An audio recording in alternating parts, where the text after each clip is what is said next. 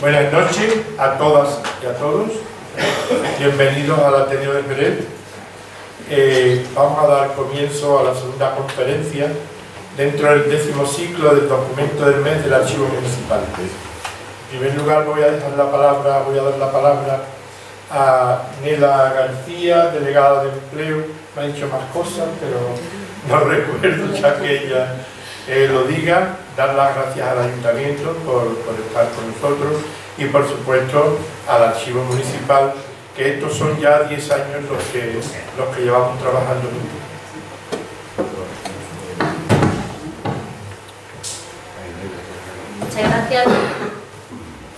Muchas gracias, buenas noches a todos.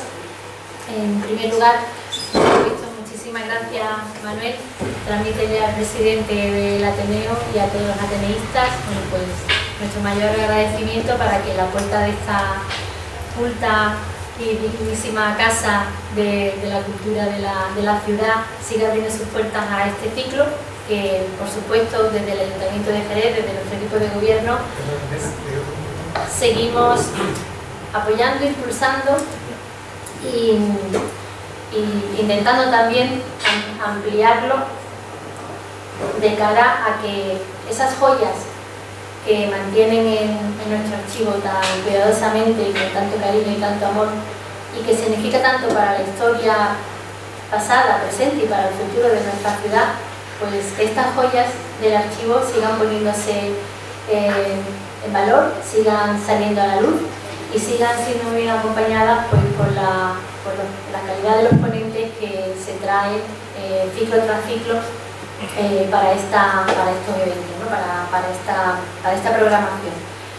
Entonces, agradecimiento, como digo, al Ateneo y agradecimiento también y bienvenidos a todos ustedes, porque me congratula el percibir y el detectar que todos los temas que propone el ciclo de documentos del archivo y por ende también todas las actividades que realiza el Ateneo, que también he tenido la suerte de participar en algunas de ellas, pues todas siguen siendo atractivas y siguen siendo interesantes para la población de Jerez, como vosotros aquí demuestran. No me voy a extender nada mucho más, también agradecer al profesor, a Carlos, que esa dilatada también experiencia en las aulas que ha mantenido a lo largo de su carrera académica y de sus múltiples escritos y obras publicadas, pues también venga a compartir hoy una de ellas con nosotros y todos encantados de oírlo. Así que Manuel va a hacer la presentación, ¿no?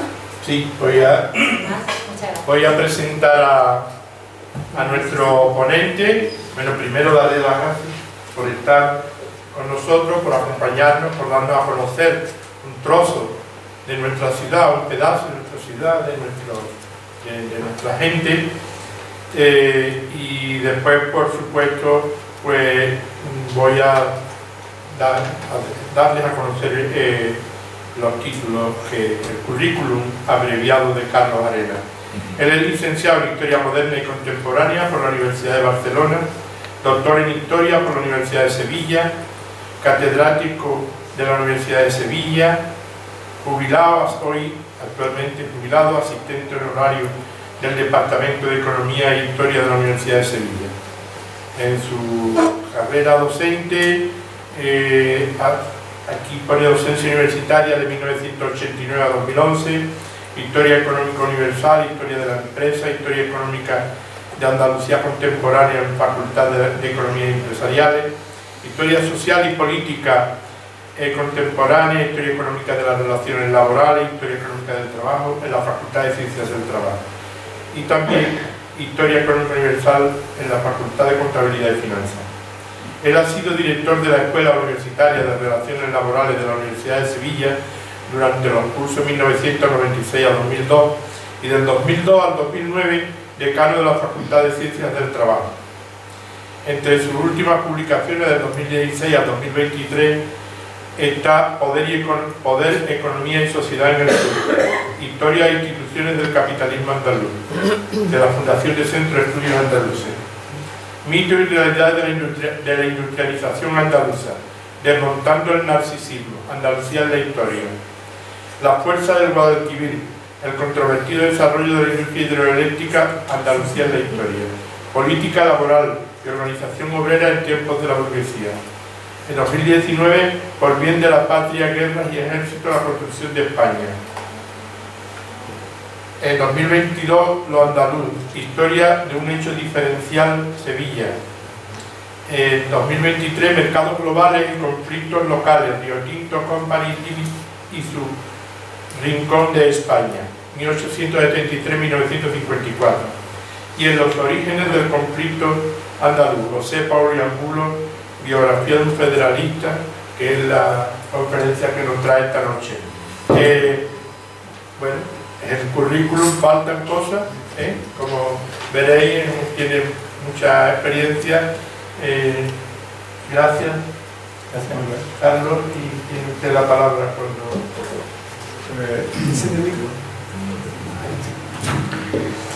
Pues muy bien, buenas noches. Gracias al Ayuntamiento de Jerez, a Neda García, también a Manuel Simancas, que me ha presentado. Gracias por venir a escucharme. Y tengo que confesaros que esto de hablar de José o Pepe Paulo Angulo y su época es un reto aquí en Jerez, ¿no? Me imagino que con el coloquio saldrán cosas y yo aprenderé también lo que digáis al respecto. También tenía mis dudas, ¿qué os puedo contar? Porque la vida de este hombre y la historia de Andalucía y de Jerez en la época que este hombre vivió, incluso antes y después, es tan rica, es tan polifacética, que tenía mis dudas de qué hablo, ¿no? Y llevo dos días bueno, pues pensando en esto, así que creo que lo más importante será después, cuando me preguntéis, no vaya a ser que yo incida en algunos aspectos que no me interese y entonces será el momento de recoger velas y hablar de lo que os interese a vosotros. Puedo hablar de la persona, ¿no? ¿Quién es este José Paulo Angulo? Pues es una persona que nace en Jerez en el año 1842, que viene de una familia rica, de vinateros por parte tanto del padre como de la madre que se llama Villavicencio de Guinness, los Villavicencios, que son gente de altísima alcurnia porque son conquistadores de Jerez en el siglo XIII. Así que este hombre tiene ese don, esa suerte de nacer rico por parte de padre y por parte de madre, y eso le confiere carácter. Generalmente los trabajadores andaluces, sobre todo, han vivido siempre lo que yo llamo una dictadura de la necesidad. O sea, que tienen que comer todos los días y hacen lo que pueden y se venden a quien sea, y así pues ha transcurrido la historia, por lo menos más reciente, de las clases trabajadoras andaluzas. Pero este no, este es un señorito de Jerez, y por tanto, como señorito y como gente rica y además puesto, pues es un tipo bragado, un tipo seguro de sí mismo, un tipo que bueno, no me pesa nada en absoluto a cometer cualquier tipo de faena, cualquier tipo de cometido, de reto, que él va para adelante. Y entonces, bueno, pues como tal, pues se le conoció como un hombre de acción. Es verdad que escribió, es verdad que hizo teatro, es verdad que escribió obras de teatro, es verdad que el hombre escribió libros, que contó la historia de su vida, pero él se dedicó fundamentalmente a hacer la revolución. Qué cosa más rara, un señorito de Jerez haciendo la revolución. Eso cómo se come. Por tanto, y bueno, siguiendo con su vida, pues ese hombre de acción se metió en follones, voy a emplear unos términos coloquiales, ¿no? Para entendernos todos. Se metió en tinglados penosos, por ejemplo, como duelista. Este hombre, con esa prestancia, con esa prosapia que tenía, pues cualquiera que le faltara al honor ya era cuestionado o se disculpaba de forma fehaciente o podía pasar las cosas mal. Y a lo largo de su vida pues tenemos a este Pepe Paul metido en fregados de este tipo, ¿no? pero también era un insurrecto, era un revolucionario. Y cuando decimos un hombre de acción, hablamos de acción armada, de hacer la revolución. Yo he preguntado en Sevilla, en muchos sitios, ¿tú conoces a José Paulo Angulo? No sé quién es. Nadie conoce a José Paulo Angulo. Y lo cual es sospechoso porque sí conocemos a Ramón de Cala, por ejemplo, y a tantos otros héroes. Fermín Salvochea en Jerez, perdón, en Cádiz, es un hombre idolatrado, pero este hombre parece como si la historia hubiera echado una manta de fango, de lodo, de piedras sobre su memoria. Y si acaso alguien dice, sí, no, ese, digo, hombre, el que dice que mató al general Prim, sí, ahora me acuerdo.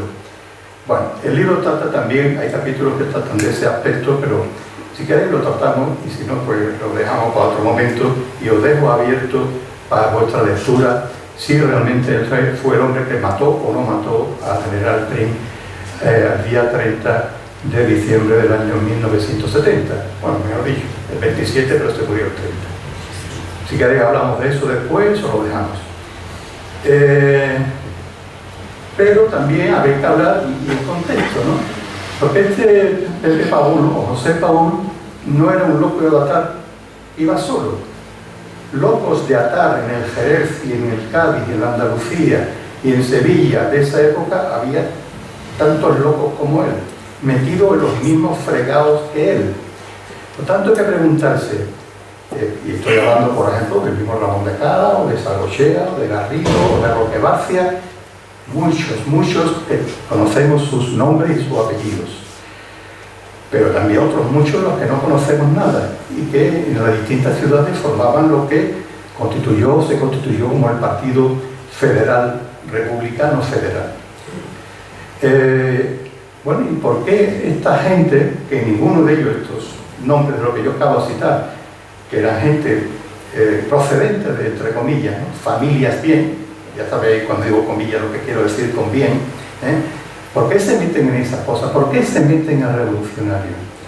Porque digamos que protagoniza una historia de Andalucía que viene desde los años 60, en el que la revolución, la contestación, la respuesta a una historia española que se está haciendo y a una nación española que se está construyendo, de hablar de ella, porque esta gente que viene de esa familia de posibles, algunos de ellos aristocráticos, como Margarita de Morla y algunas otras, incluso se dicen republicanos, se dice incluso socialistas tópicos, furieristas. ¿Qué les ha pasado por la cabeza? ¿Qué les ha pasado por la cabeza? Podría decirme, era gente decente. Bien, hasta ahí sí. Totalmente. Pero también hay que decir que era gente venida a menos. Si vemos la biografía de cada uno de ellos, era gente que habían tenido esos posibles, que habían tenido una gran preeminencia social, pero con el tiempo ya, en los años 50, 60, del siglo XIX incluso más, son gente que está viniendo a menos y por tanto tienen ese sabor amargo de la derrota. Y son gente que se unen para hacer política y política revolucionaria. Ya veremos qué tipo de revoluciones, o me lo preguntáis después. Se juntan a otros derrotados. ¿Quiénes son esos derrotados? Pues la clase campesina, que en Andalucía, sobre todo la Andalucía occidental, está perdiendo la tierra, bien porque se la han usurpado, bien porque se la han vendido con las desamortizaciones. Por tanto, forman un partido, el Partido Republicano Federal, en el que están las clases medias, poquito venidas a menos, como Paúl o como Ramón de Cala, y las clases venidas mucho a menos que han perdido los comunales, aquellos recursos públicos que, junto al jornal que pueden ganar de vez en cuando, 100, 120 días de paga al año, tienen en los recursos públicos algo con lo que alimentarse.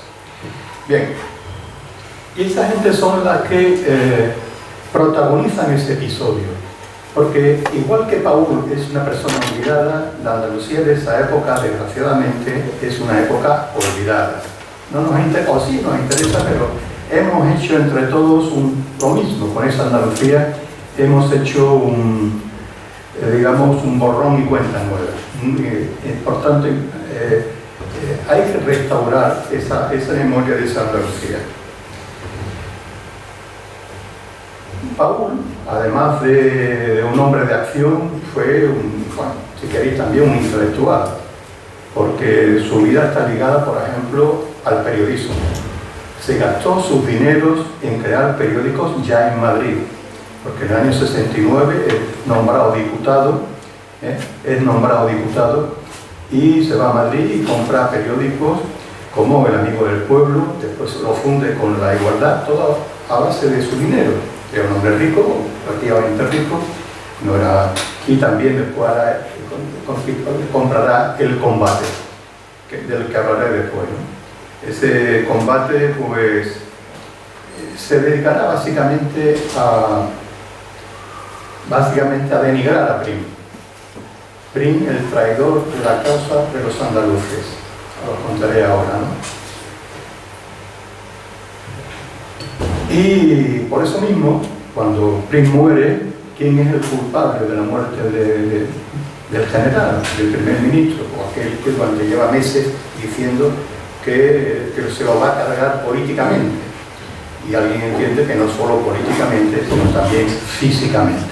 Después os hablo de esto si os apetece hablar de esta batallita. Como diputado y como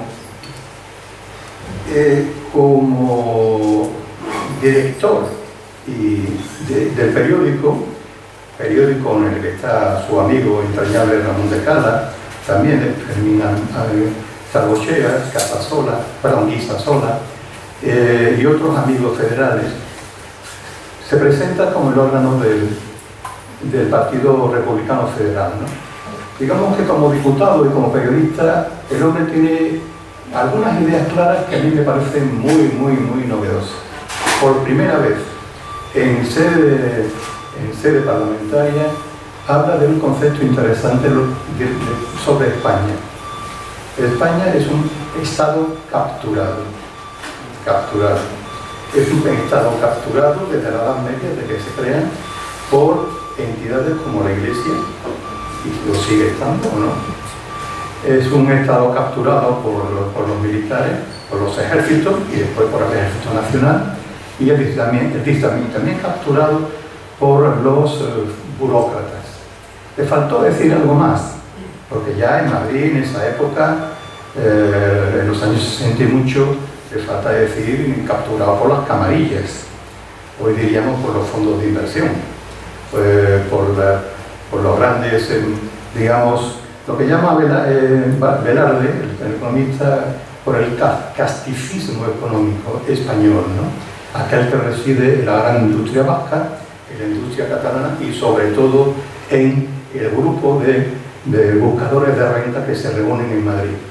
El odio que le tiene Paul a Madrid, al que llama Sentina, o sea, cloaca, en Madrid es una cloaca, os podéis imaginar, este no hablaba, era un deslenguado, que no tenía media tinta, cuando hablaba realmente ponía las cosas en su sitio.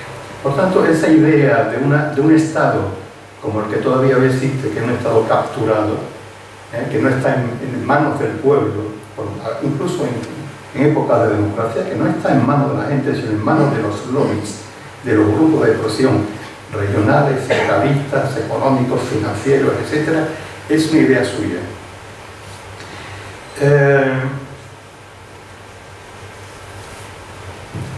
Digo que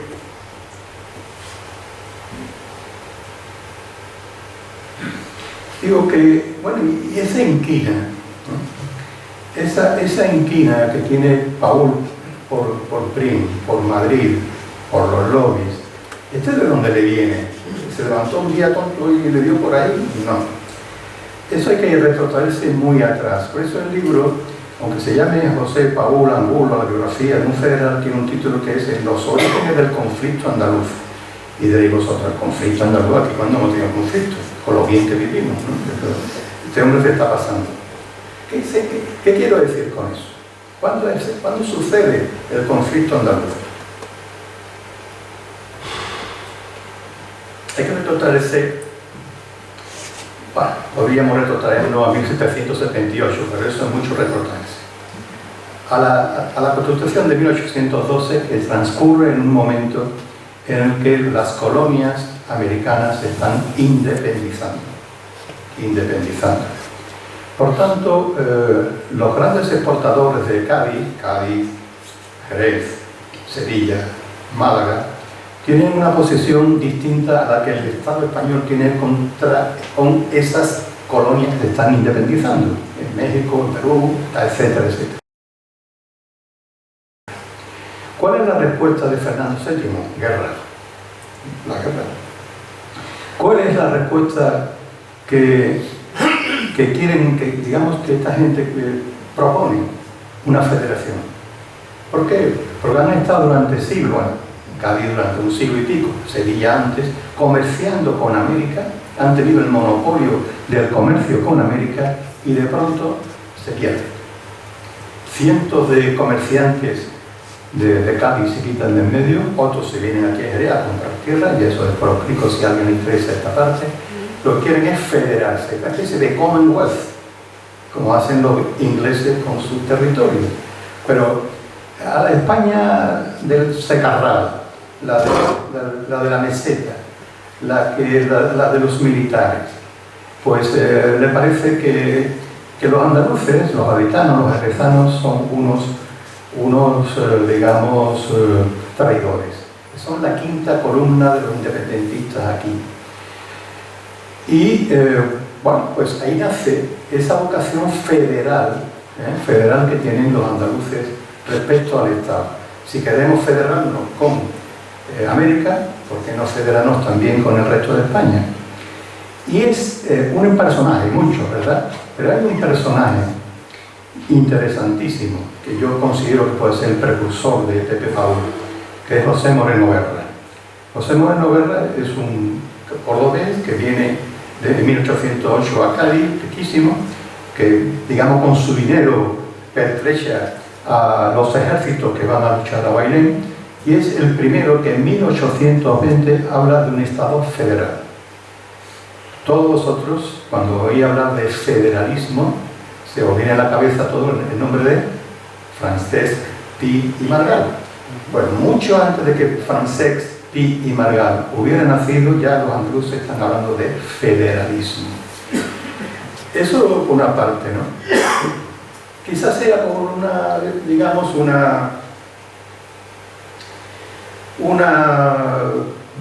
interés económico. No queremos perder nuestros negocios, Por tanto, esa era su posición. La cosa, hay algún historiador económico que ha dicho estúpidamente, no voy a decir el nombre claro, no pasó nada. Cuando Cádiz y Jerez pierden sus relaciones con las colonias, porque las colonias se separan y rompen el vínculo económico, pues no pasó nada en España. O sea que ya parece también, nosotros no éramos España. De hecho, nosotros éramos, fijaros, los separatistas. Éramos los separatistas de entonces. Parece mentira. En el País Vasco, que nos lleva las vascongadas, se decía entonces, nosotros éramos los separatistas. Y Cádiz se proponía como una especie de república hanseática. Bueno, somos españoles, algo que inventaron los catalanes después, aquello de la doble nacionalidad. Nuestro mercado es nacional español, pero nuestro espíritu, nuestra actitud y nuestra creencia política es catalanista, la doble nación. Eso ya lo inventaron los gaditanos y los jerezanos, ¿no? Somos españoles, pero déjennos hacer negocio. Déjenos ser una república asiática, ya que hemos perdido América, por lo menos déjenos trajinar con otros mercados. No pudo ser posible. Cádiz, Puerto Franco, el año 31 desaparece y la frustración es tremenda. La palabra frustración, decadencia. y va alimentando un agravio que va a terminar en 1873 y os cuento, ¿no? Cádiz, Jerez, Málaga, Sevilla, Almería, la burguesía comercial, que por cierto, una burguesía comercial cuyo PIB, Producto Interior Bruto, era en esta época el 13% del Producto Interior Español, 13%. En Cataluña, el 10%. Madrid, que hoy es la joya de la corona, es más Madrid, más que, no sé, eso lo sabía, más que España, menos que España, pero en fin, las cosas esas, era el 8%. Éramos realmente, por tanto, la vanguardia económica de este país. Y, como tal cosa, se pidió a lo largo de los años 30, 40, 50, 60, una política económica librecambista. Librecambista, y hay diputados de los años 40 que vienen a decir, no recuerdo en este momento su nombre, si alguno lo recuerda me lo dice, viene a decir, en nuestras mujerezanos, viene a decir, nuestras 800 bodegas valen más que toda la industria catalana. Escándalo. Nuestras 800 bodegas valen más que toda la industria catalana. ¿Y qué ocurrió? Pues que España no fue librecambista. España fue un país proteccionista, incluso prohibicionista de los contactos con el exterior. Frustración tras frustración tras frustración. Y esa frustración se convierte en acción política.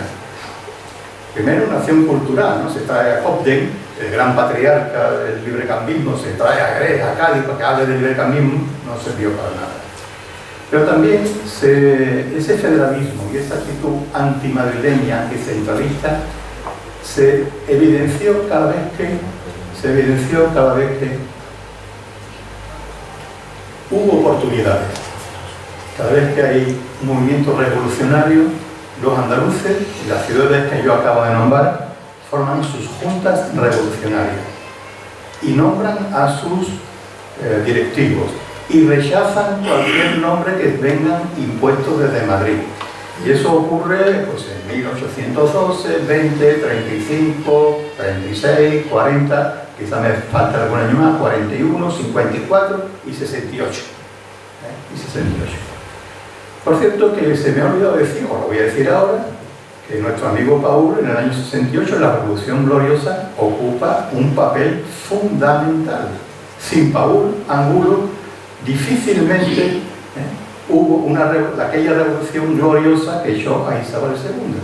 Porque sí, había dos que estaban especialmente interesados, dos generales, Prim y Serrano, pero sin este muñidor nuestro de poca monta, no de poca monta, sin la habilidad de este tipo con dinero, que pone barcos, que pone a disposición el dinero para los golpistas, sin Paul Angulo y Ramón de Cala, y sin las armas que reparten en Cádiz para hacer la revolución, no hubiera tan glorioso. Leiva, que era un médico cordobés, decía esto: sin el pueblo la batalla de Alcolea se pierde y los generales hubieran sido derrotados y se hubieran vuelto al mar sin la ayuda del pueblo. No se le reconoció al pueblo gaditano y al pueblo jerezano esa participación, y esto obviamente dolió bastante. ¿Y de qué traición?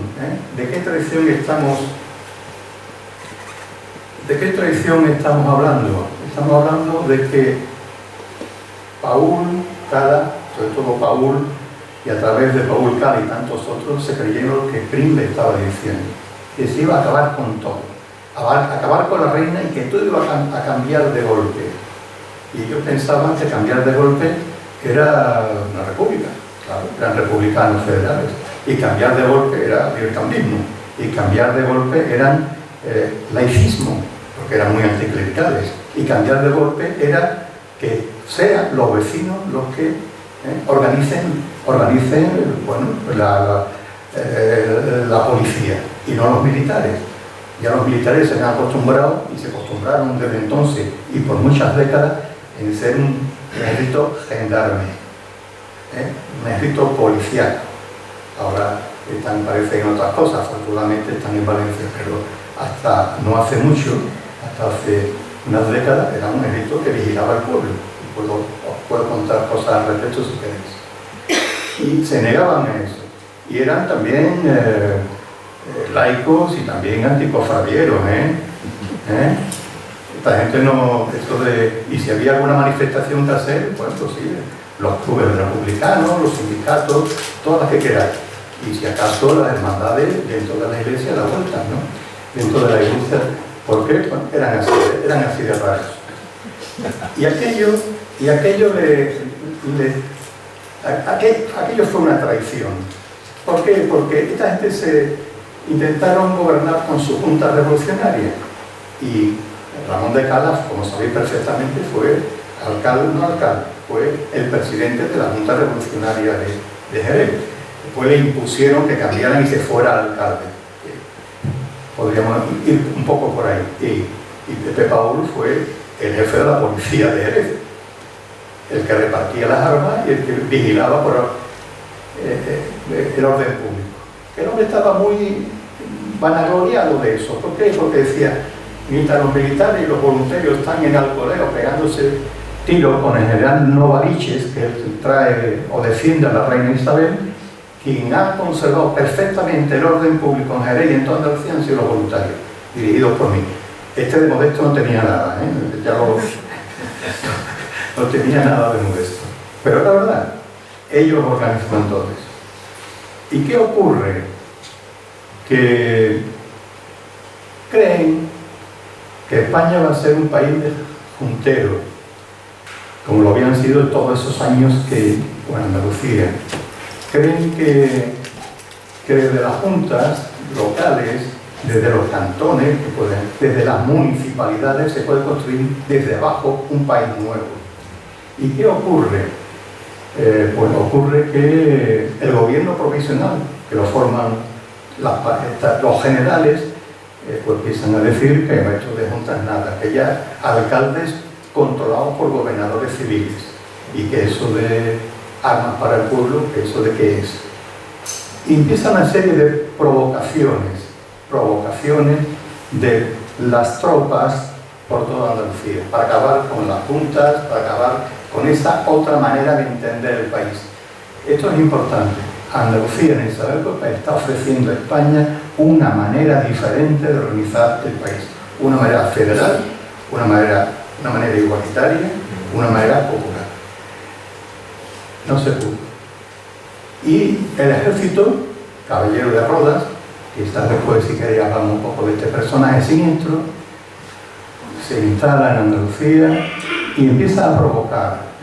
No solamente él, también Montpensier, que quería ser rey, porque él pagaba a los revolucionarios para echar a Isabel II, para poner a su mujer, María Fernanda, que se llamaba, y él, como rey consorte, y por tanto él pagaba a Serrano, a Topete, a Prim no tanto, pero le pagaba para que hiciera una revolución, y revolución que le conviniera. Y empiezan esas provocaciones. La primera, supongo que lo sabéis, ¿no? En diciembre, incluso antes, en Granada. En Granada, en septiembre del 68, ya el ejército masacra al pueblo que se ha creído que eso de la revolución iba en serio. En diciembre del año 68, supongo que sabéis, unos días antes, en el puerto de Santa María,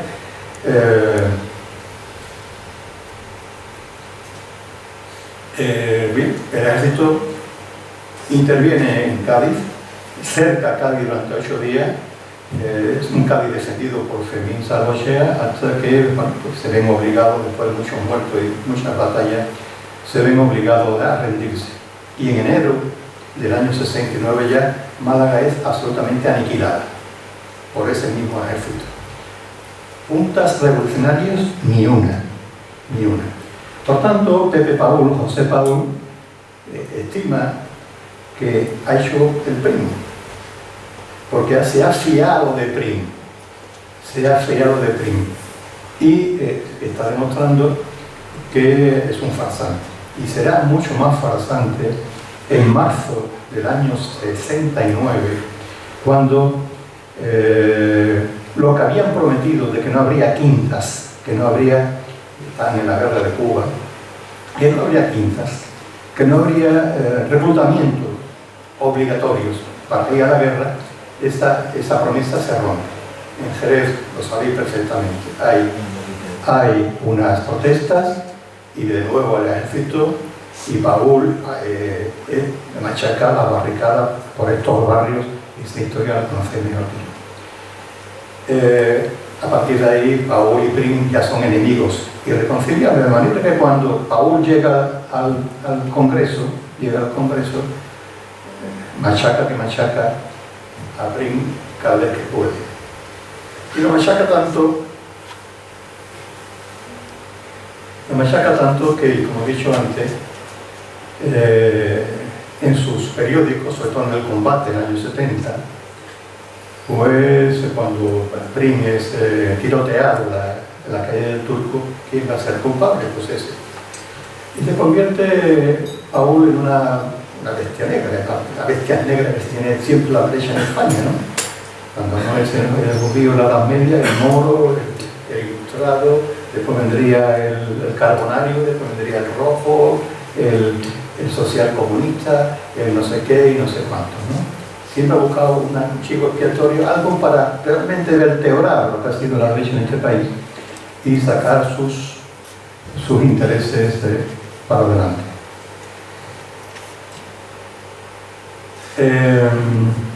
A pesar de todo, en ese sexenio, a pesar de la tradición y del malestar, se llega a la Primera República.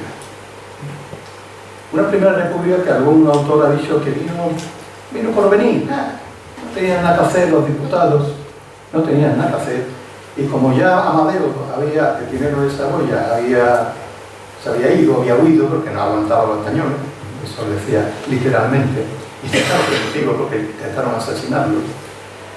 Y otra vez buscar, como había hecho Primo, otro rey por ahí, a ver quién quería ser. Nadie quería ser de España.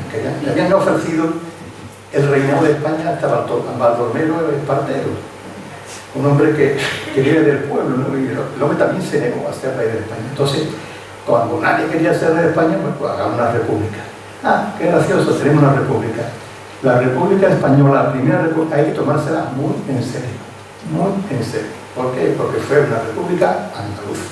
La segunda no, la primera sí. Y fue una república andaluza por ese partido republicano federal que llevaba 20 años, 10 años huyendo y moviendo a las clases campesinas y a las clases trabajadoras de los pueblos. De hecho, en las elecciones del 69 y en la elección del 73, la Andalucía occidental, Cádiz, Jerez, Sevilla, Málaga, aporta el mayor número de republicanos federales en el Congreso. Por tanto, no vino graciosamente, vino porque los andaluces quisimos que vinieran. Éramos una fuerza importante. Y esa república, los andaluces, o esta parte de Andalucía, digamos el señorito que ya había comprado tierras desamortizadas, ese estaba en contra, obviamente. Pero esta parte de Andalucía se siente que ha llegado su hora, por fin. Ha llegado la hora de hacer una república como queremos nosotros, una república a partir de abajo, arriba, cantonal. Una república federal, un federalismo distinto, esto es importante, al catalán. Distinto al catalán.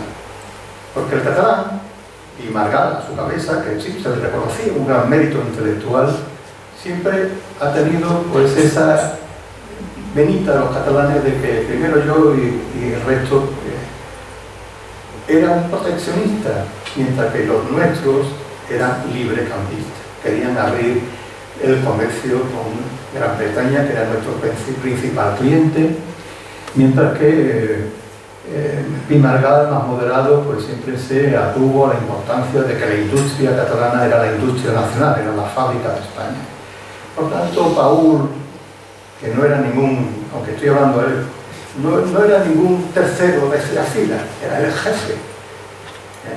Era el jefe, porque ponía el dinero, porque ponía el valor, porque iba el primero a las batallas. Este que no queremos saber quién era el jefe. Había otros muchos jefes en distintas provincias, ¿no? Podemos hablar de Palanca en Málaga, o de Maurel en Granada, o de otros en Sevilla, etcétera, etcétera, ¿no? Pero este era el que más valor, porque tenía sus periódicos, sus periódicos eran los portavoz de las ideas republicanas, porque reunía en su periódico a todos los líderes republicanos federales de España, y por tanto le tenían respeto. Quizás que le tenían respeto por aquello que hemos dicho antes, ¿no? Bien, ¿qué ocurre? ¿Qué ocurre? Que llega el momento. Pi Margall, presidente de la República, por fin, esto es lo nuestro, vamos a hacer cantones en Andalucía. Y Pi Margall dice, no, el cantón es una tradición de la República. El federalismo que yo quiero se llama sinalagmático, que son estados que se ponen de acuerdo, etcétera, etcétera. Eso de abajo a arriba, pueblo a pueblo, popular, eso no es lo nuestro. Y ese es el movimiento que defienden los republicanos federales andaluces con la cantonal del verano del 73, y es la gran derrota del federalismo republicano andaluz. Pavía llega con su ejército, acaba con toda la resistencia en todos los pueblos, y es el momento en el que se puede decir como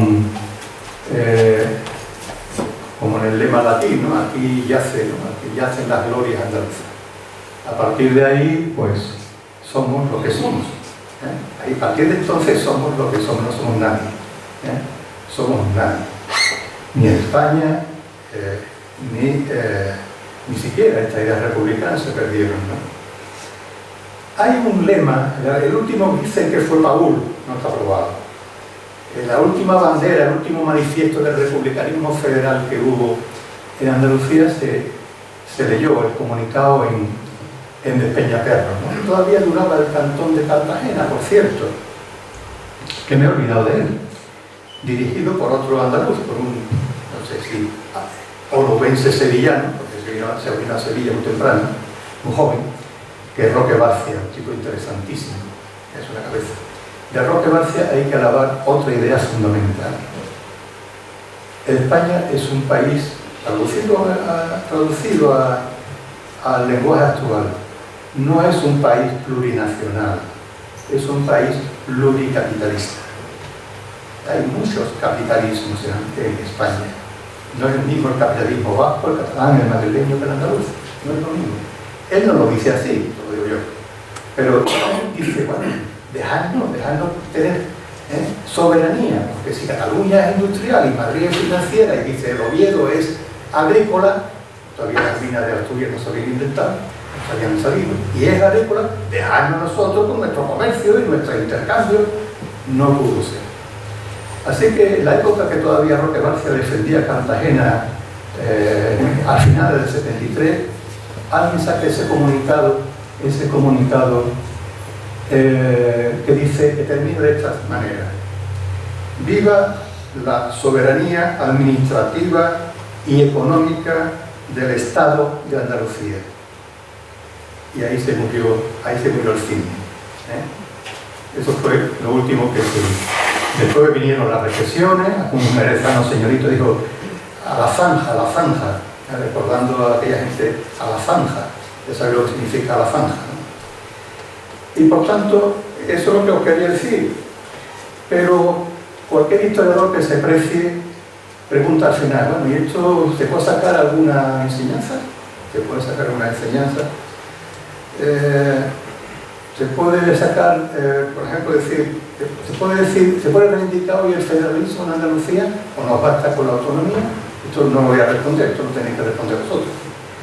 Se puede hablar de igualdad, igualitarismo, como decía ellos, o como decían ellos también, la desigualdad tenemos que soportar que venga de la herencia y no por el esfuerzo personal.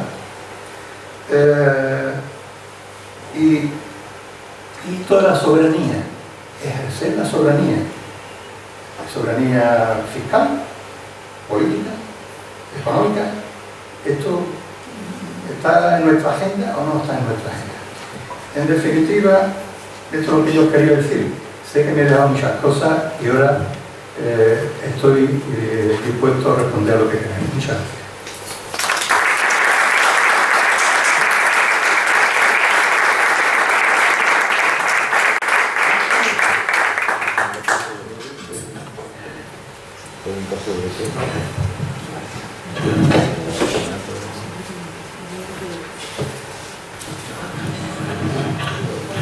Sí, antes que nada, bueno, le felicito porque la verdad yo a mi edad hace mucho tiempo que no escuchaba una conferencia que me aportara tantas cosas totalmente novedosas para mí, o sea que le felicito.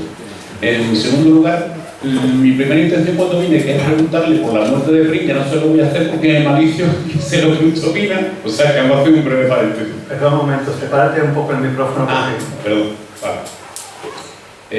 Después, yo siempre había tenido entendido que la idea federalista en España venía a través de lo que podemos llamar el socialismo utópico o incluso del escrito de Bruno. ¿Eso usted lo desprecia? ¿No lo tiene en cuenta o es que quiere insistir más en la otra? Bueno, puedo contestar ya, ¿no? No es que no lo tenga en cuenta, claro que lo tengo en cuenta, en el libro está, ¿no? Algo he dicho al respecto, ¿no? Algo he dicho al respecto.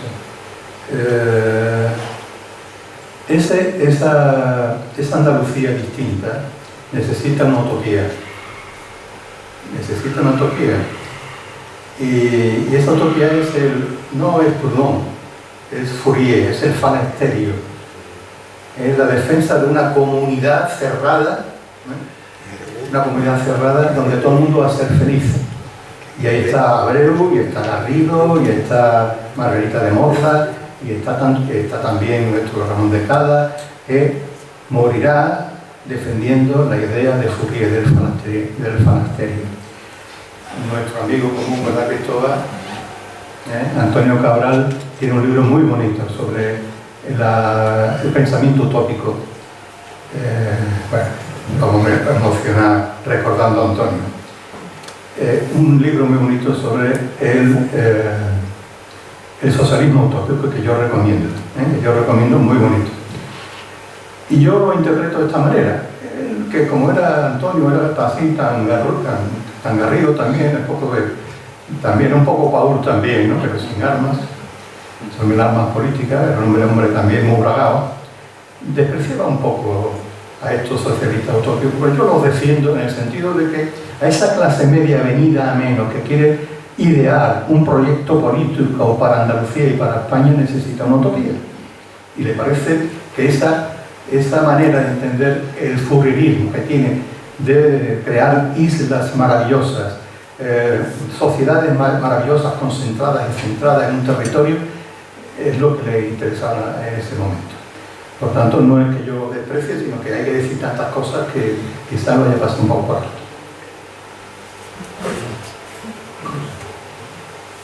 Venga, ánimo. Mira que empieza a hablar de la batallita de Crim. Sí, yo le iba a preguntar. ¿Sí? No, ¿qué es su opinión? ¿Qué piensa acerca de...? Es que si tenéis el libro... Vale. Voy a hacer spoiler. Vale. Bueno, Pepe sabía perfectamente, lo digo muchas veces, que ella tenía todas las papeletas para que se le adjudicara el muerto. Pepe era un tipo bragado. Le hubiera costado tremendamente batirse en duelo, lo hacía con frecuencia, con cierta frecuencia. Con muchos en la época.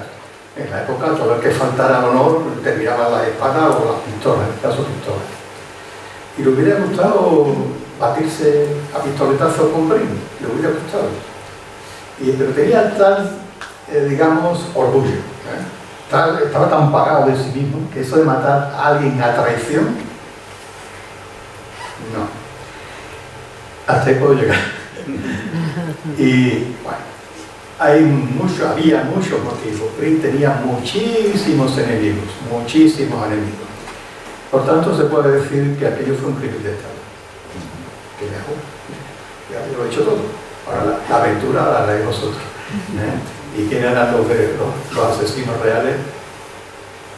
que el pobre pobre José Paul ha tenido tan mala prensa, salvo para algún amigo como Valle Inclán, ¿no?, que lo defendía a muerte y decía cosas como: siempre que sale una persona que quiere regenerar España le salen los lobos para morderlo, ¿no? Paul es uno de ellos, pero bueno, hay otros muchos. Y es que se le ha metido el San Benito de esto, y ya no solamente las fake news de la época, que eran todos los periódicos de la derecha, y no solo el lawfare de los jueces, que también, eso no es una cosa que se han inventado ahora.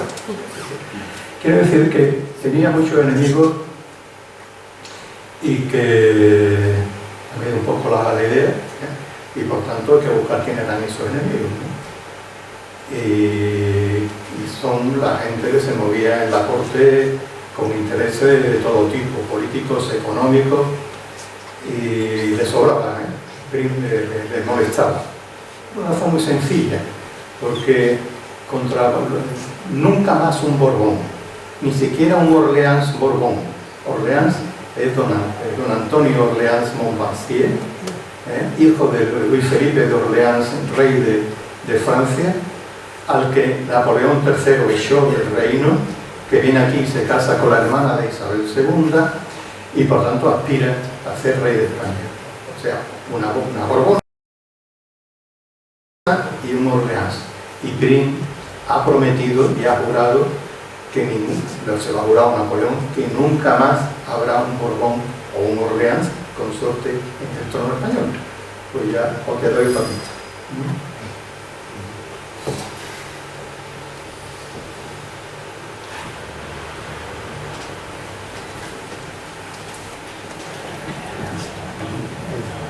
Bueno, a mí me ha parecido bastante su intervención porque, a pesar de lo que usted diga, en Jerez tenemos muchísimo desconocimiento de quién fue José Paul y Angulo.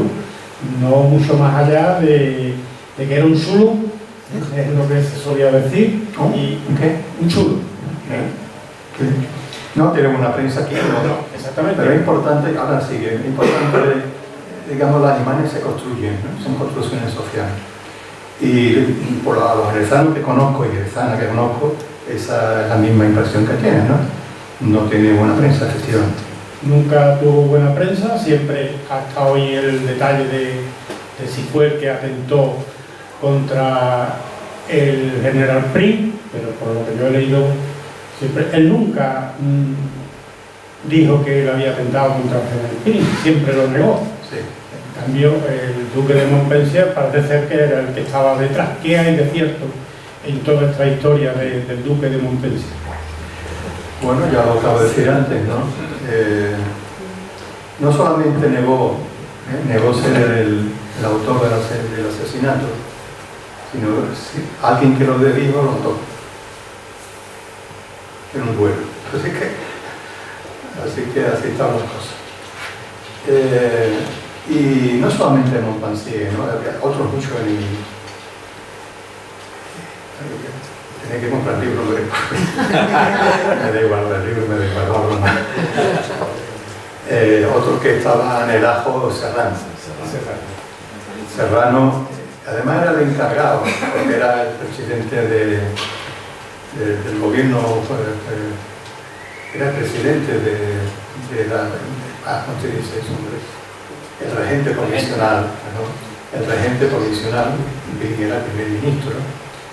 Tenían sus rivalidades, ya lo tuvieron en el año 68 cuando la gloriosa en Cádiz, pues hubo una que Paul fue tunante, hizo llegar a Cádiz ante a su amigo Prim, que al otro que estaba en Canarias, y retrasó el viaje de Serrano hasta que Prim ya estuviera en Cádiz y hubiera hecho la revolución. Eso efectivamente aquello no le gustó, pero también por otros motivos, ¿no? Por otros motivos. De hecho, fíjate que cuando muere Prim, el hombre que tenía también Prim, también tenía un ego que se lo pisaba, tenía una baraca, quería tener una baraca, que nadie podía con él porque había sido herido muchas veces. El hombre sale del Parlamento, de las Cortes, un 27 de diciembre, tuve su último discurso, se mete en una carroza y no hay ni una escolta. Y el encargado de la escolta, el de proveer la escolta, es un tipo sinistrísimo que se llama Mateo Sagasta, que era el Práxedes Mateo Sagasta, que después era restaurador de la restauración, con otro tipo siniestro, que era Canova del Castillo, que estaba ya conspirando para intentar traer de nuevo al niño de Isabel, Alfonso XII. Por tanto, este hombre va por la calle del Turco con su berlina, con su carroza, sin nadie que lo proteja, sin policía que lo protegiera. Y el jefe de la policía no hizo nada por defenderlo. Y no solamente eso, sino que el mismo jefe de policía de la zona, a las 10 de la noche, cuando ya Prim había sido tiroteado, moriría 3 días después, sin novedad. Aquí en mi zona no ha habido novedad. O sea, es que era, como decía, era una muerte anunciada, la historia de una muerte anunciada. Y también hay otro elemento que es tan importante, el Caballero de Rodas, ese malvado que masacró Jerez, que masacró Cádiz, que masacró Málaga, y que fue nombrado en la guerra de Cuba capitán general de Cuba. A Cuba iba la gente a enriquecerse, pero se nombró capitán general para acabar con la guerra que había empezado y que terminaría después con la paz de Zanjón en el 79, la primera guerra, y con una segunda. Y es un enemigo acérrimo de Prim, porque Prim quiere hacer lo mismo que los andaluces querían hacer cuando la independencia de las colonias americanas, una Commonwealth con Cuba, una relación federal con Cuba. Y esos a los negreros catalanes, madrileños, vascos, a la corte, que han estado traficando con negros durante décadas, esa idea no les gusta nada. Por tanto, esa dimensión, esa mano oculta de los negreros, de los esclavistas, de allí y de aquí, también habría que arañar para ver quién realmente mató a Prim.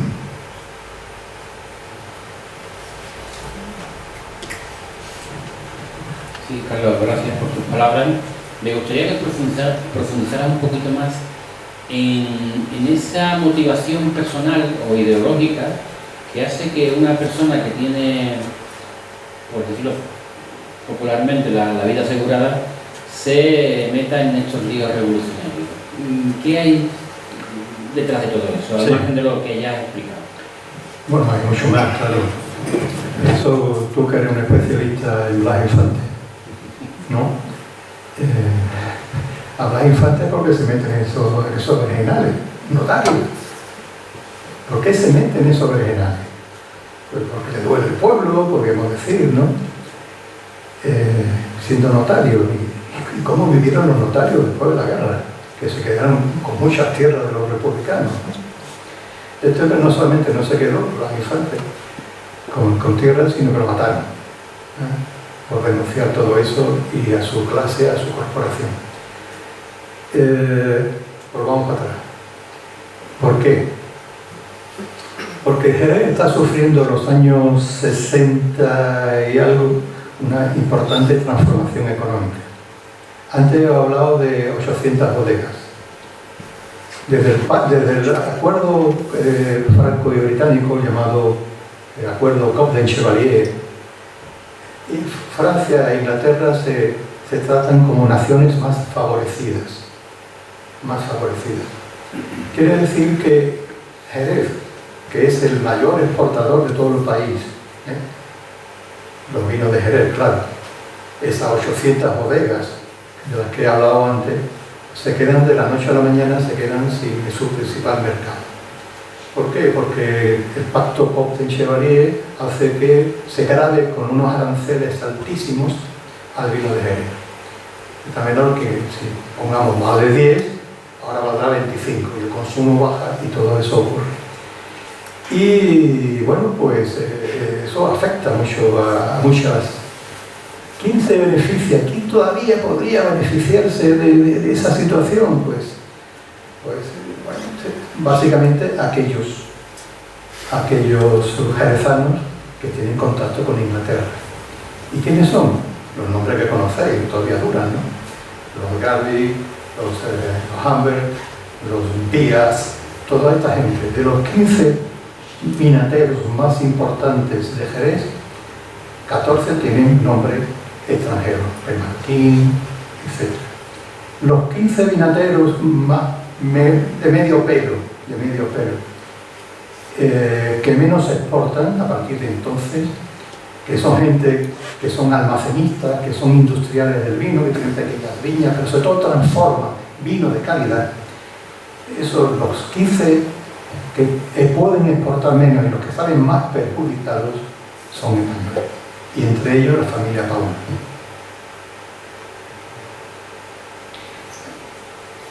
¿Qué ocurre después? Pues que terminados los 73 y para adelante, las 800 bodegas se quedan en 600, en 500, 200, 100, 50, 10 y dan lugar al Jerez de hoy. Lo que pudo haber sido un gran distrito vinatero, con la aportación, conocéis la obra de Kaplan, ¿no? También de la gente que ha estudiado el vino de Jerez, ¿no? De Maldonado, de Montañés, de tanta gente de Caro Cancela, ¿no? Lo saben perfectamente. Esta gente, hay unos pocos que tienen la suerte de que exportan y que empiezan a quedarse con viñas, con almacenes y con exportaciones, y que van desplazando a otros. Ya hay bastante motivo para estar dolido, No quiero ser un materialista vulgar, esta es la razón, no sé qué, no sé cuánto, pero a Cara le pasa igual. Cara también es un pequeño viñedo, no sé cuánto, vive en la Plaza de la Arenal, allí, tiene su... Aún vive en la calle Tornería, la de Garvey, la Rey, y son gente venida a menos, por este motivo que estoy diciendo. Cuando ya después toda esta gente sale perjudicada por la filoxera, tenemos a un Domén que dice, joder, qué bien la filoxera, qué bien nos ha venido, nos ha quitado toda la competencia, ahora somos nosotros solos. Y es el Jerez actual.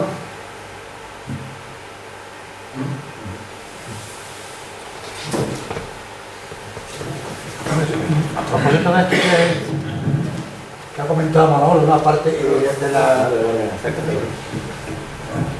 las razones por las que personajes como Paul, a pesar de su extracción social, acá ideológicamente posicionado. Yo conozco poco, bastante menos que Manolo, de usted, por supuesto, la historia del siglo XIX. A mí siempre me da la impresión de que todo digamos, las corrientes ideológicas que en el siglo XIX están posicionadas claramente frente a todas las fuerzas que representaban el antiguo reino, ¿no? Y esa especie de revolución pendiente también que aquí se mantuvo, ¿no? Ocurrió como en Francia, que hubo un corte radical, aquí eso no se produjo. Crea como, siempre me digo esa impresión, una especie, digamos, de nexo de proximidad entre todos los sectores anti-antiguo régimen, que hace que los republicanos democráticos, los federalistas, el socialismo utópico, el marxismo incipiente, el anarquismo incluso de sus expresiones más radicales, allá hay un elemento de proximidad entre todos que hace que quizás personajes como Paul y Angulo no sean tan extraños en ese contexto, ¿no? Porque en realidad no había grandes diferencias entre quienes tenían una aspiración simplemente a la democratización, a la liberalización de las sociedades del país, y quienes tenían unas aspiraciones profundamente revolucionarias desde el punto de vista social y económico. Yo digo, es la impresión que a mí siempre me ha dado. Una impresión perfecta. Que una vez lo explica mejor, vamos. Vamos a ver. Lo que representa Paul y los republicanos es el último eslabón de la utopía liberal. De la utopía liberal, que es la utopía de la fraternité, egalité y no sé cuánto. Es el pueblo, es el que hace la nación. ¿Y quién hace la nación en España en los años 40 y 50? Otro gaditano, no recuerdo en este momento, que fue presidente de las Cortes, incluso primer ministro, decía en los años 30, amigo rival de Mendizábal. En España no hay nación, nunca la ha habido, hay que crearla. Pero ¿quién la crea? ¿Quién crea la nación española? Pues esos grupos sociales que vienen del antiguo régimen y que se han encabalgado en lo que era una revolución a la francesa, tipo Siege, ¿no? El pueblo es la nación. Y si hay un rey, el rey tiene que estar sometido a nuestra voluntad.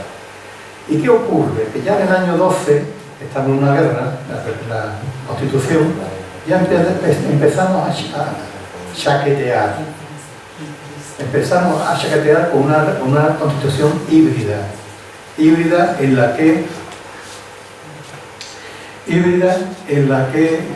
se dice hay que devolver la tierra, los señores jurisdiccionales tienen que devolver la tierra al pueblo. Pero ¿quiénes son los señores jurisdiccionales? Bueno, pues lógicamente todos los capitalistas señoriales que de la Edad Media, que no hubo feudalismo en Andalucía, los capitalistas señoriales que se han quedado por la tierra porque es el rey la ha legado para que la gobierne, jurisdicción. Pero ¿quién sabe quién es lo jurisdiccional y qué es la propiedad privada? Resulta que entre el año 12 y el año 30 y tanto lo que tenía que haberse sido devuelto al pueblo siguió en las mismas manos. Antiguo régimen. Iglesia. ¿Sí? ¿La Iglesia se sometió realmente a la revolución burguesa? Evidentemente no. El partido, el concordato 1851, es verdad, le quitan la tierra para vendérsela. ¿Por qué se la quitan? Porque hace falta dinero para la guerra carlista. Pero vamos a compensarlo. Y el concordato del año 1851 le ceden a la Iglesia algo que tiene todavía más valor que su tierra. ¿Qué es qué? La educación y la sanidad. ¿Os suena? ¿Os suena 150, 170 años después? ¿Siguen ahí? Siguen ahí. Por tanto, estos que tú dices, pues son los epígonos de un mundo en el que la igualdad de oportunidades, la propiedad repartida o el usufructo repartido de las tierras, el cooperativismo, el disfrute de lo comunal, esos son sus principios y esos serán derrotados por un tipo de nación que es la que todavía algunos manejan, que decían que los españoles somos mitad monjes y mitad soldados. Hay por ahí uno todavía con el gorro de los tercios de Flandes por ahí puesto en la cabeza, ¿no? O Madonga, no sé qué, no sé cuánto. Y contra ese concepto de nación, pues luchaban toda esta gente que creían que el pueblo era la nación. Perdimos. Y todavía pues, parece que seguimos perdiendo.